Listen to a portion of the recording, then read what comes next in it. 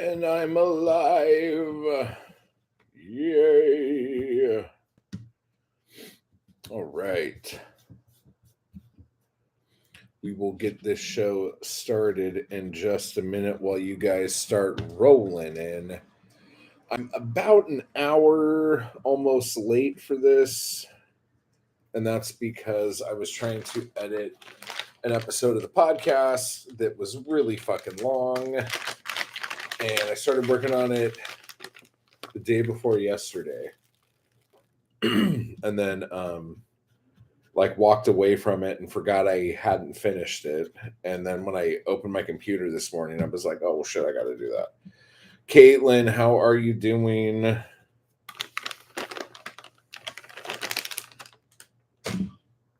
And I got your order, so I'll be taking care of that.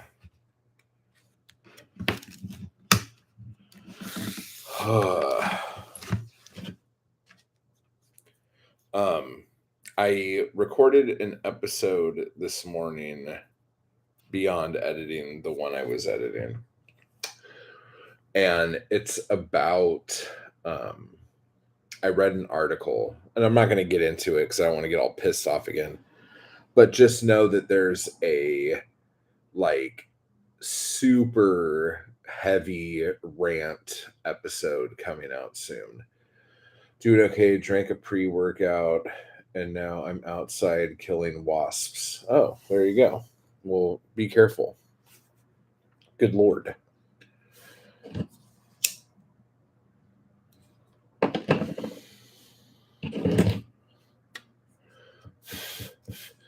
But the article that I'm talking about was in Lit Mag News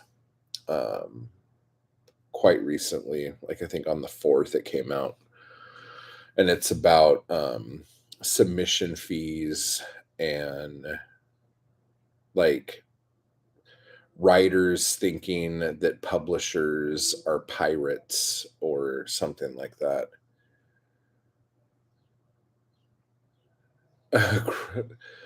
Crunchitize me, Captain. What's up, man? How you doing? But yeah, so I got like super like uppity about it and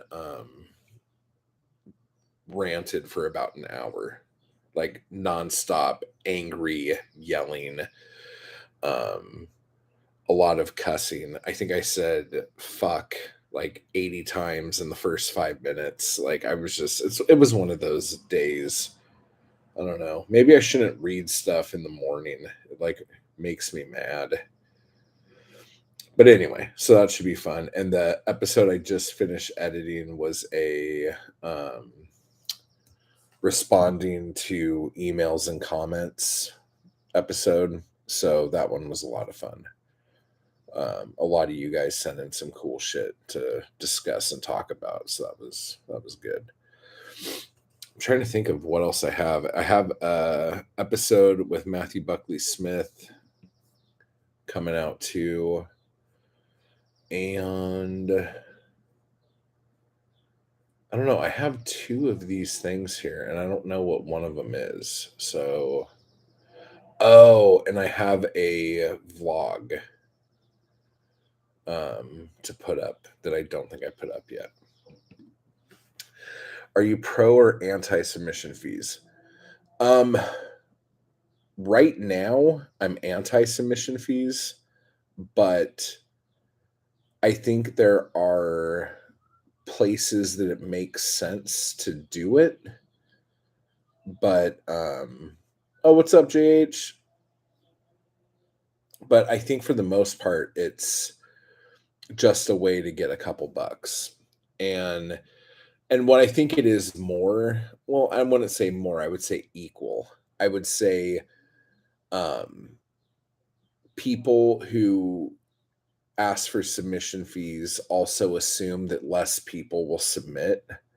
So it's less work on their part to sift through a bunch of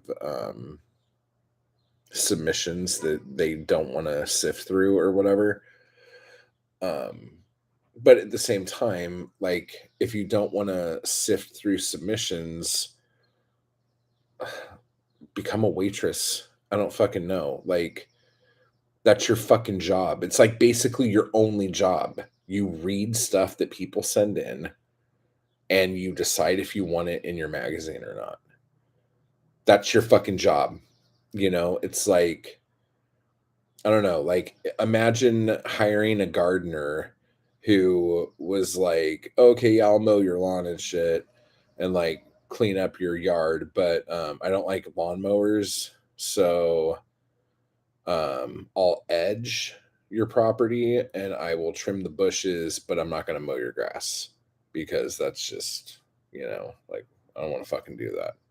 It's like I don't know. So that part pisses me off. I also get a little bent because, like, you notice that the magazines that ask for higher submission fees are the ones that, when you go to their website, have like, I don't know, like 8 to 10 editors. And it's like, okay, so you guys are completely splitting the workload and you guys are having to read less submissions, but like people are supposed to pay more because you have a bigger staff. Like my question, like whenever what I wish would happen when people like on submission sites and shit like that, when it asks for like money, I wish it would say what their circulation is after that. Because like if I'm gonna pay, which I wouldn't do in the first place, but let's just say I was a person who paid submission fees as a writer trying to get into a magazine. If there was a place that was saying like $2 submission fees, we do like 500 issues a month is what we basically sell. I would go, that's a fucking solid deal. I'm on board. I'll do that. But if it was like a place that was like, um, we want $25 per submission and we have a circulation of 35 magazines and they mainly go to contributors, it would be like, fuck you, dude. But without that information, like people are just lost. So I wish that information was on board. Like that would be huge because then you would be able to go like, okay, if I pay $10 on this submission and their circulation is 150, like, like whatever, like that could pan out for me, but like this shit where most of these magazines like barely, I swear to God, I bet like 90% of magazines, lit mags, zines, whatever, I bet 95% of them sell less than 50 copies a month, guaranteed. So it's just like, what's the fucking point? Like, I don't know, especially with poetry, dude. Like, I don't know. I'm trying to make a difference in this, and I don't know if I'm doing a very good job, but I really feel like out of all of the arts, the marketing behind poetry is the most archaic, broken fucking thing in the world. Like, I just feel like the people who write poems and who have magazines and who have presses, they almost feel like it's cool that nobody knows who the fuck they are and that poetry is this weird world that people can't break into. It's like this, like it's cool to be obscure. Hey, buddy. It's just like this weird fucking thing. And so I don't know. Like uh and some of this I wish I would have said on the fucking podcast episode I did. Like I said a bunch of other shit. But maybe that'll be for a different day. Let me see. Are there no labor of love literary magazines out there? I honestly think almost all of them are because I like no one does this to make money. Like there is no money in doing zines or lit mags unless you get like a grant. And if you get a grant, I think you need to like show how your money is spent. So I don't know, like if you were just go like, oh yeah, cool, I got this $10,000 grant from so and so, blah blah blah blah blah. And now I could just like go put a down payment on that car I wanted. Like I think you have to like, and again, I don't know, I'm not a grant guy, but I think you have to like, I don't know, like show receipts for what the fuck you're spending the money on. Maybe you don't. I don't know. But unless you have a grant, like I don't think anyone's making money on lit mags. And even if you do have a grant, by the time you're done doing the thing you want to do, I don't think there's really any money left over. Because most grants that are out there, I think, are really small, like $500, $800, $1,000, whatever.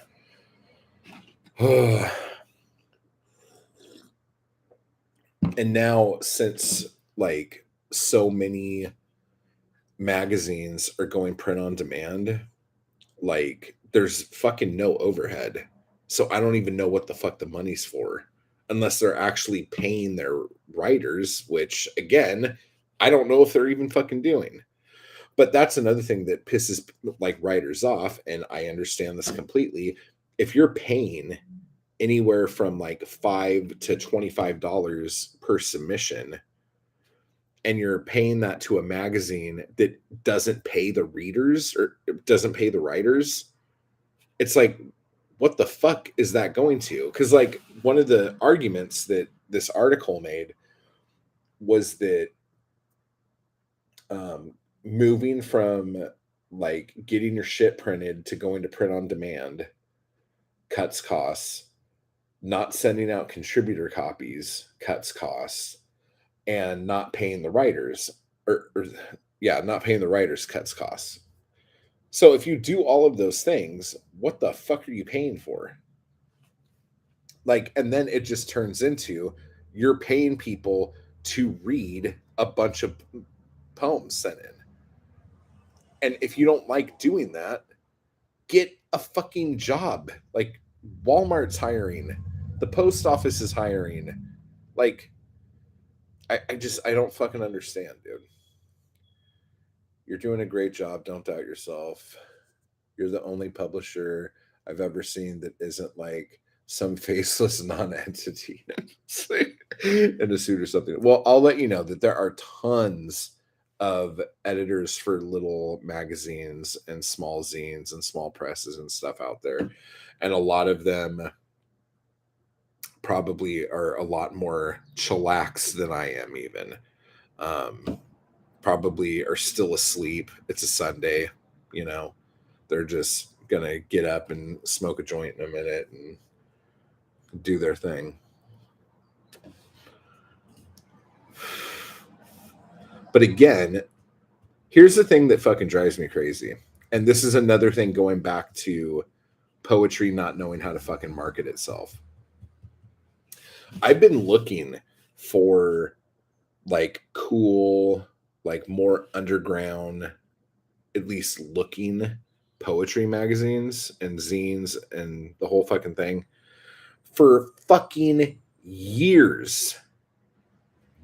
And like I just stumbled across a sort of like just like honestly within the last couple weeks I'm finding like not databases but like lists of different magazines and shit that I think not that I would agree with 100%, but that I feel like I could at least read and not want to fucking throw up afterwards.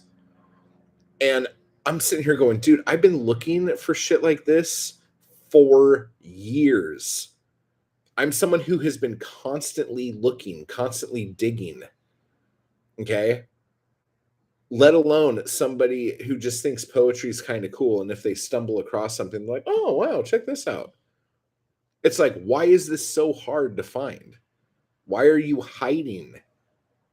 Why do you want your fucking zine to be obscure? And honestly, there's a part of me that thinks one reason why people want their shit to be obscure is because they're like, fuck, I don't want to print out fucking 50 copies of this or 100 copies of this. That's a lot. That's going to cost a ridiculous amount to print all that shit out, dude. And then I got to store it at my fucking house or something. Fuck that. It's just like, what's the fucking point? So, like, when you come across websites that, like, you could submit to websites, that's fine. But I feel like there's a disconnect when people read fiction or poetry on a website as opposed to like holding something in their hand, and they could read it and reread it, leave it on the table, glance at it, pick it up, read it again, that kind of thing. It's like a completely different thing. One of the websites that I got accepted to and submitted on and published on, they put your shit up there and they do it like this to get people to almost like habit form, like make the readers get into the habit of checking the site every day. But they post stuff every day, and the um, number of posts per page, I think, is only 10. And then after that, it disappears, and you can't go back and look at it. So it's like if you don't check it out right when it comes out, you're not going to see it. So you got to check in every day. And it's like, what the fuck is the plus side of that? Like, I'm not trying to be a dick, but I could post something on Twitter, and Twitter has a much larger reach than you do on your fucking website that my shit will be off of in a week. It's just like the thought process behind this shit is fucking stupid. Let's see. I like that you're not entirely chillax all the time. You have opinions and personal tastes and stuff. I think that's more interesting than just being chillax about absolutely everything. Jimmy, what's up? Yo, I'm late. It's okay. Hey, Matt, I think the disconnect is there too. I guess more commercial poetry is more commercial because it's being promoted by a ton of people. Hard for unknowns to put their head above the parapet. Well, let me ask you about that. Like, what do you think makes commercial poetry? Or do you think it's the publisher? Like if you get your book put out by X Press, then it's commercial poetry. Or do you think there's something like innate to a type of poetry that would make it commercial? Like that's such a fucking huge thing to talk about. Because I honestly feel like, especially like when I was doing fiction, like one of the big things that people would say all the time is right to market. Like find out what's like big on Amazon right now, like what genre and subgenre and whatever. Find out who's like the number one bestseller in that category, and then write something along those lines. So, like, what makes commercial poetry? Um, Agreed. And like, poetry doesn't need any help being obscure. Most people don't even know it exists.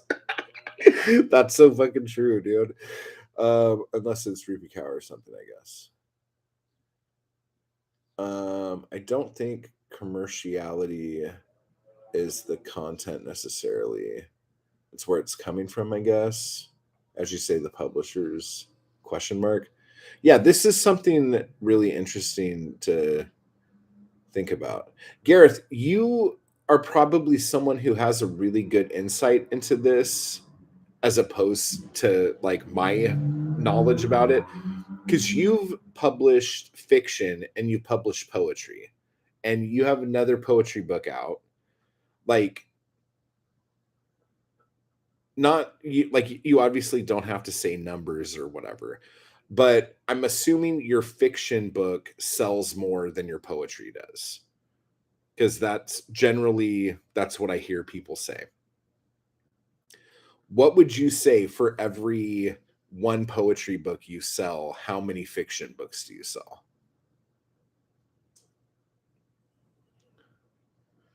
Jimmy says, I think the genre label commercial fiction or poetry diminishes the potential impact a work could have. Sometimes, sometimes. Think Fahrenheit 451. They they called it Dime Store.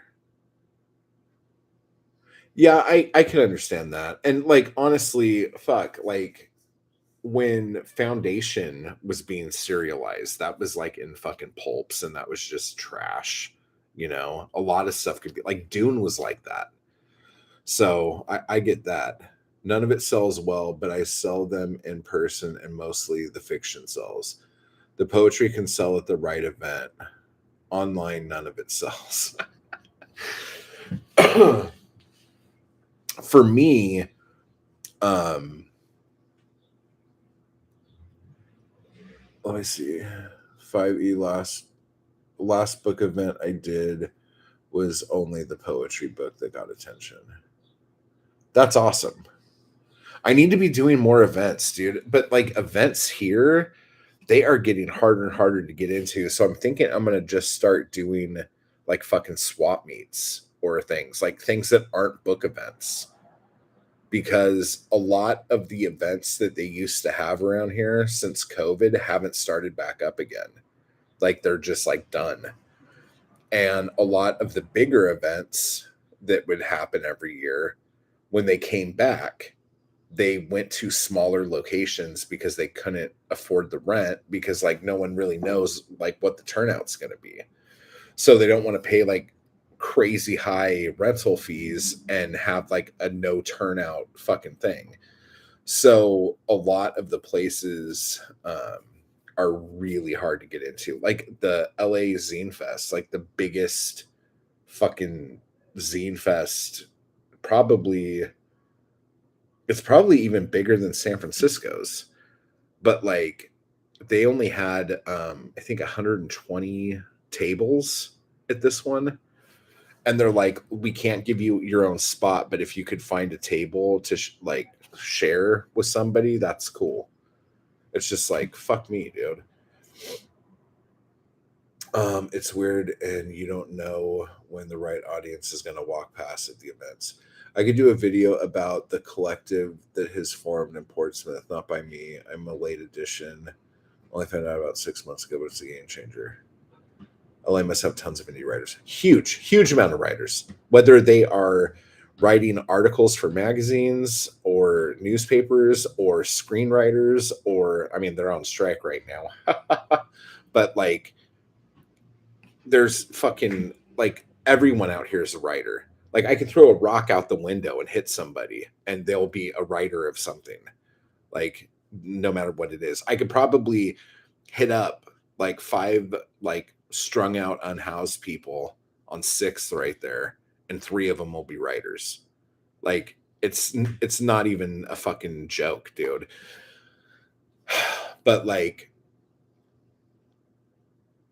just there isn't, but yeah, dude, either do a video about that or yeah, just do a video about that and let me know when it goes up, dude. I would fucking love to see how that happens because I want to put a zine fest together out here or a poetry fest or something.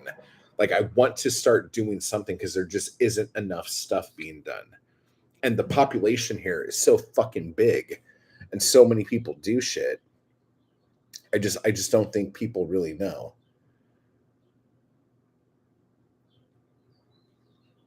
Oh my God, Jeff, what's going on?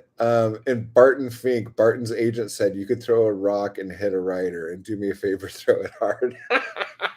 Dude, I haven't seen that movie in forever. That's probably where I fucking pulled that one out of my ass though. But yeah, like seriously, like you definitely can.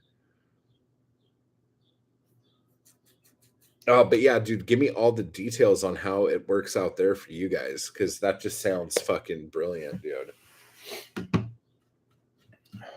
Because what I would love to do, as weird as this sounds, is, and I don't know how often you guys do that, but I would love to do like a farmer's market kind of thing of like artisans, like have like just a stretch of alley or something where it's just like writers, artists, musicians, people doing poetry readings, people performing acoustic sets, whatever. and then like people selling fucking hot dogs and fucking whiskey or something, you know, like that part would probably be kind of difficult. I mean, there's enough food trucks out here that you could have that thing catered, no problem. But I would love, love, love to do something like that. And Adam, you have to fucking help, dude. You're like the only fucker that's local to me.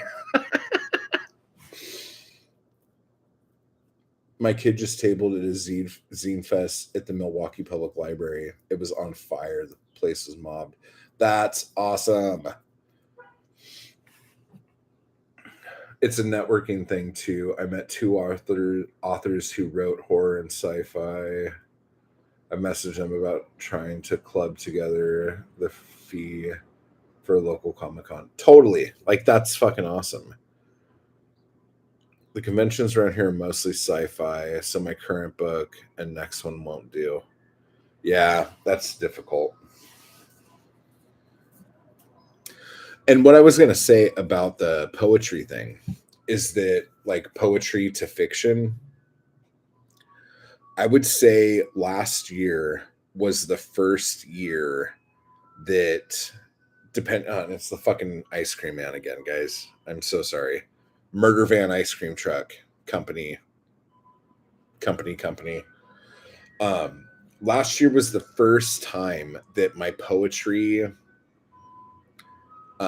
some months it outsold my fiction, but it like was kind of even.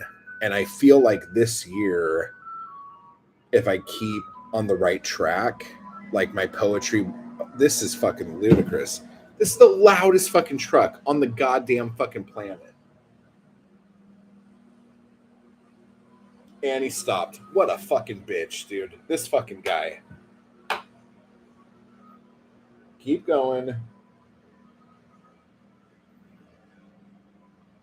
Nobody buys ice cream from this guy because they think if they go up to that scary ass truck, they're going to get fucking murdered.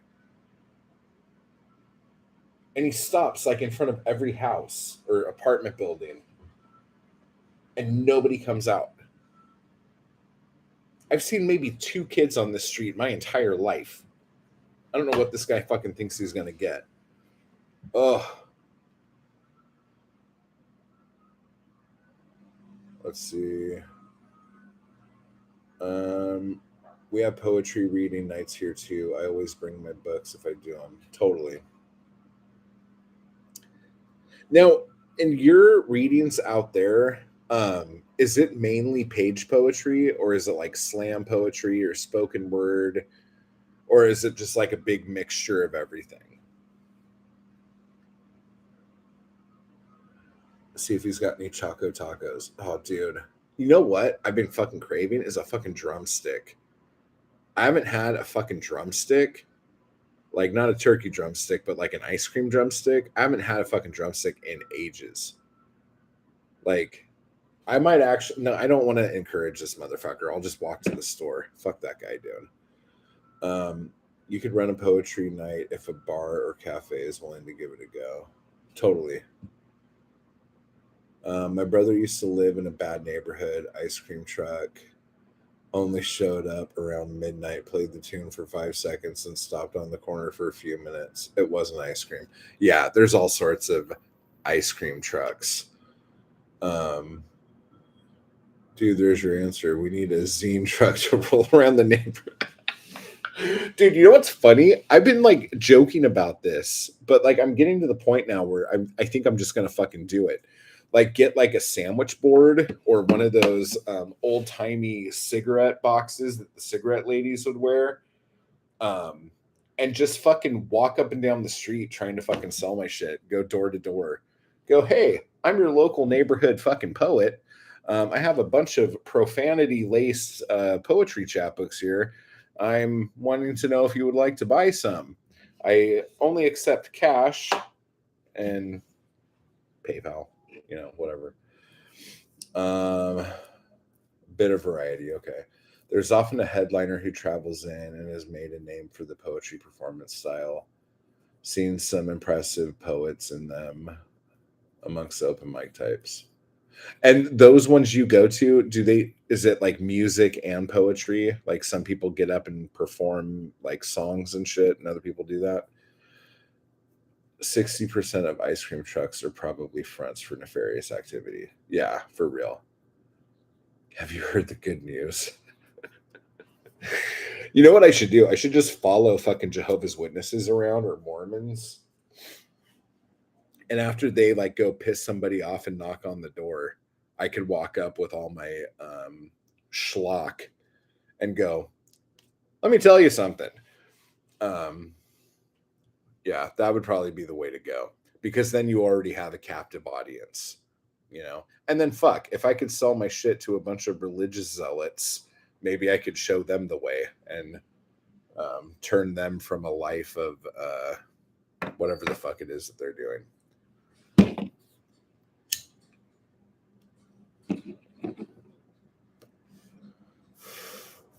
Bukowski is Christ. Yeah. Let me see here. Yeah, and then you said, Jeff, that it was at in Milwaukee? Yeah. I went to an event in, was that the last one I did?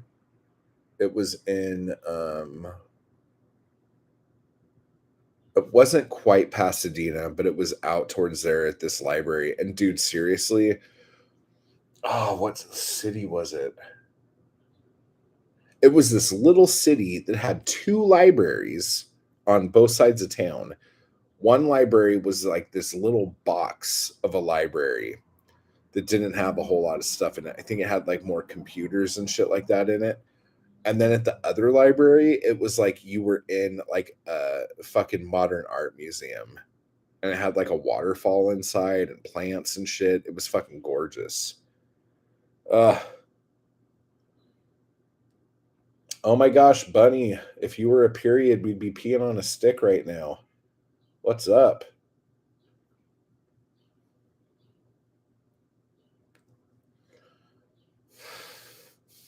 That was a joke saying you're late, but that's okay. Last time a Jehovah showed up at my house, I answered topless and was breastfeeding. They haven't been back. You know what? I'm going to try that. I'm going to try that next time they show up. Usually, what I do, like, especially with Jehovah's Witnesses, because they're kind of hardcore about this, I'll open the door and they'll start talking, and I'll go, I've been excommunicated. And they usually like split right then, because like they don't want to be like talking with someone who's been like kicked out of the church, because it's bad for them too. They usually write you right off. And a lot of this would happen a lot because, and I wasn't excommunicated from the Jehovah's Witness Church, just so you guys know. I'd never even been to a part of it or whatever. But my ex-wife number one, she thought it was fun to send Jehovah's Witnesses and Mormons to people's houses she didn't like. So like she would like go on their website or call the number to have people show up. So every time I've moved, because she's just that sweet of a person, she will call the Jehovah's Witnesses and give them my address and say that I'm requesting information or some shit. What a fucking peach.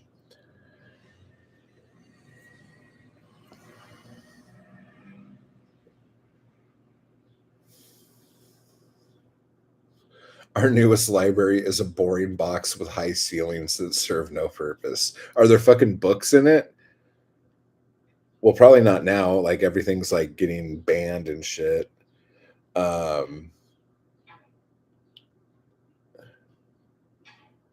will combine all of your anti-JW ideas. Is there like a big Jehovah's Witness hold in Sweden? A friend of mine once listened to a JW talk for like 10 minutes and probably said, I bit a baby's arm off once. Can I still get into heaven? Dude, the other thing that my ex-wife was really good at. The Mormon missionaries, they're supposed to do good works and all this shit. So whenever she would move, she moved like every 6 months, 3 months, 6 months, she would get kicked out of places faster than anybody. She would call the Mormons and ask for some missionaries to come help her move.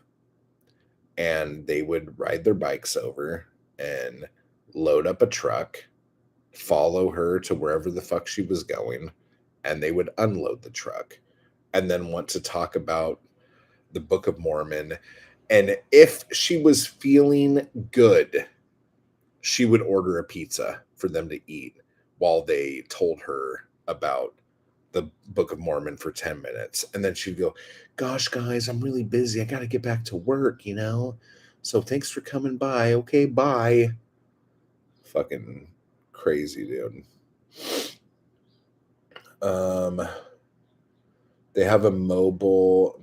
They have mobile metal shelves, and most of them aren't even half full. Yeah, when I was in Big Bear, the library in Big Bear was very bare. And the funny thing was, like, most of the shelves were empty at that fucking library. But still, every year they had the big $5 paper bag sale where you could put as many books into a paper bag as you wanted and it would cost $5. So I don't know how the fuck these books were doing anything. I don't fucking know. Let's see here. So they are in Sweden. I love the Mormon missionaries. Always so sweet. Like to taste or what? No, I'm just kidding. I used to have a lot of, I made friends with a lot of Mormon missionaries. Just pretty cool people. And it's funny because a lot of the Mormon missionaries I met are just good people. And the reason why they're doing the mission thing is because their parents kind of made them. And it's like if they didn't do this, they'd be in trouble, kind of thing. So they're usually pretty chill. I've gotten a couple Mormon missionaries in trouble, so we'll leave that at that.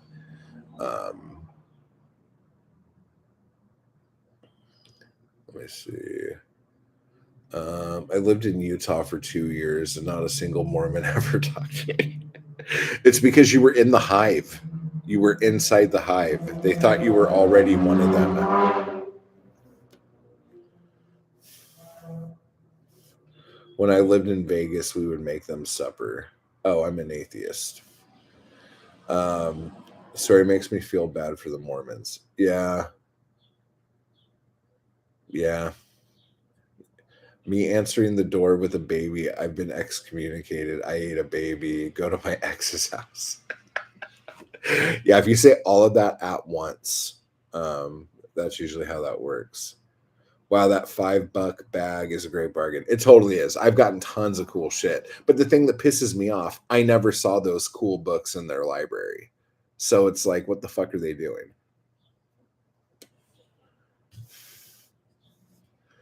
If you guys want good, cheap books, and this is probably fucked up, but this is what I used to do. There was a hospital up in Big Bear, and they had a little gift shop. And in the gift shop, they had a bunch of used books for like 25 cents.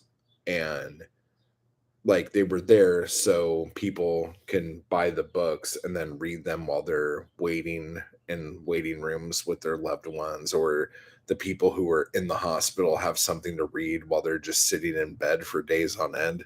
I would go in there and buy like 20 or 30 books at a time and just fucking like clean them out. And the lady, she was nice, but I knew like deep down she was going, this fucking guy, he just walks in, buys these books, and walks right out. He's not seeing anybody in this fucking hospital. Uh, what story do you want to hear, Caitlin? I eat people. Will you help me move? I eat people. Will you help me move? And please do not look inside these boxes. They are not taped, and you're on the honor system here.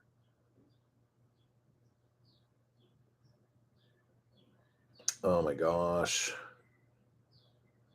Dude, family does stuff that just makes you scream sometimes.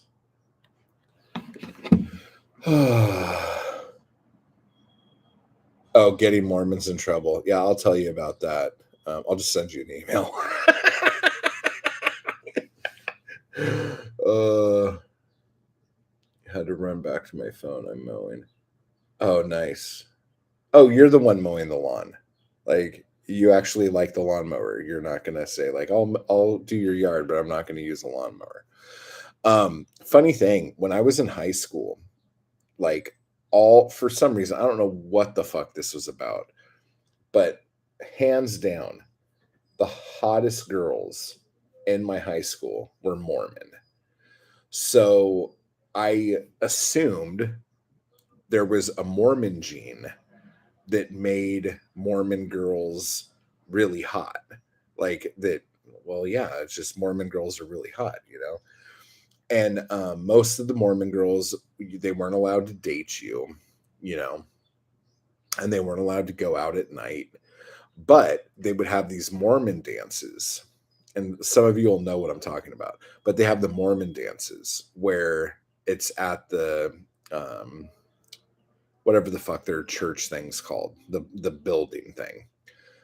And you can go if you go and interview with the bishop and say that you're interested in the Mormon church and all this other shit. And if you are, and they believe you, they'll let you come to the Mormon dances because they want all of these hot Mormon chicks married off and fucking pumping out babies like nobody's business. You know, it's like the sooner the better. You know, we got to build our flock. So me and my friend, we would hit up all the different districts, like bishop interviews or whatever, to try to get into this like meat market of like hot Mormon chicks. Oh my god. Back in the day. Let me see here. Getting Mormons in trouble, your next zine title. Yeah, for real.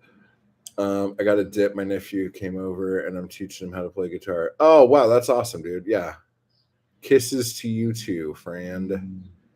Okay, talking about hot Mormons. I went to a Mormon church in the military because they were the only attractive women nearby. Dude, I'm telling you, it's in the genes, dude.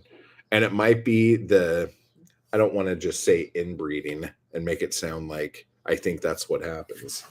But, you know, whatever. Who knows? I never dated any of them, but it was nice when beautiful women talk to you. I was going to ask you for a chapbook on Mormons. Dude, I seriously am not the person to talk to about Mormonism. I do not know a lot about the Mormon church, other than they seem to, um, I don't know. Maybe they just dress well. I don't know. That's why I choked on that one. That's why it would be awesome. All right. Okay. All right, guys. My computer is about to die, so I'm going to wrap this up. I just wanted to stop by. Um, are you talking about the coronation now? No, but I don't know if I ever told you this. I used to be heavily addicted to watching Coronation Street since you brought up Coronation.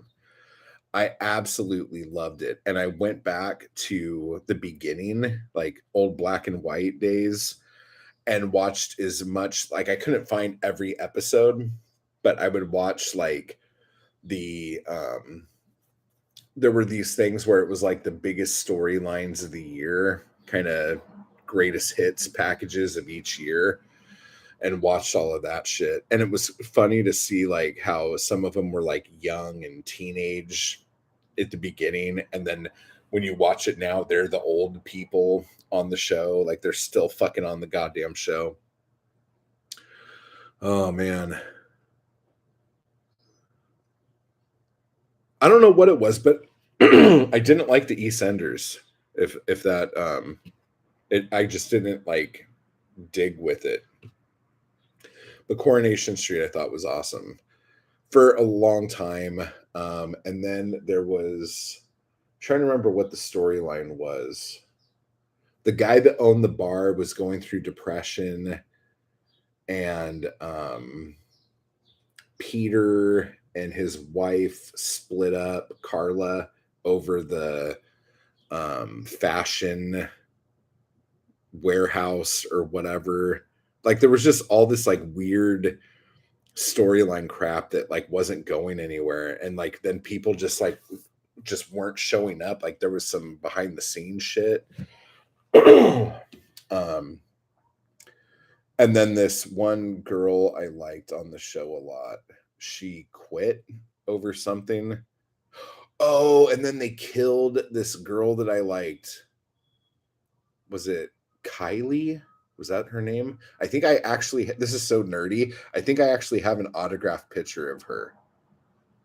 But like she got murdered on the show. Like they killed her off, and I fucking lost my shit. I was like, fuck this, I'm done.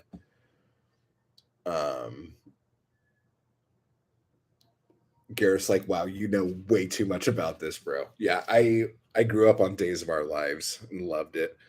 And Coronation Street just seemed a little less glitz than that, because I was really into like kitchen sink books, you know, like what was that book? Brighton Beach? Is that what it was called? And there, I don't know, there was that book, and then there were a bunch of like movies, like old black and white movies back in the day. It's all bad news and depression. Yeah, and I loved that. I was like, oh yeah, this is the shit right here. Um, but yeah, so I just fell into it that way. But yeah, so what are you gonna do? It's all bad news and depression. I have a mug too, and it used to do it, doesn't do it anymore. But I had this mug that it's a like a all the rooftops on Coronation Street or whatever. And when you lift the mug up in like this crappy 8-bit sound, it plays the theme of Coronation Street. And like that fucking died a long time ago, but whatever. Good times, funny stuff. All right. So yeah, again, I'm going to wrap this up now that I went hard on Coronation Street. Can't believe I remembered some of the names that I remembered. Good job. All right. So anyway, guys, I will see you soon and talk to you later. Take care, everybody.